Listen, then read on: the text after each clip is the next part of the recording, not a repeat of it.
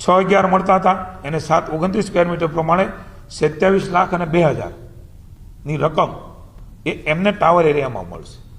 ROW corridor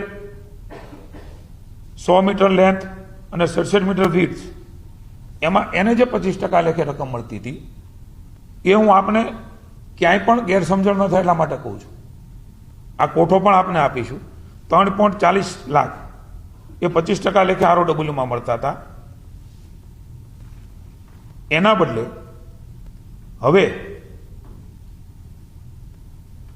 12.74 lakh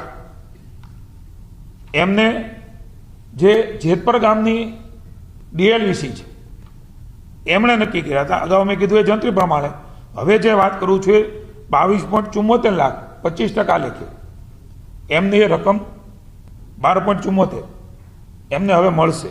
એ જૂના મળતા હતા, હવે જે રકમ એને મળશે એ 37.25 લાખ એટલે કે 30% લેખે. પુને એકવાર હું ઉદાહરણ કહું છું, અને કોઈ જગ્યાએ મારી વાતમાં સેટ ન થાય આપણે એની કોપી પણ આપીશું. ક્યાંક કોઈ શબ્દ રચનામાં ભૂલ હોય તો ક્ષમા ગણશો. એટલે હવે હું રકમનો સરવાળો કરું છું. ટાવર એરિયા અને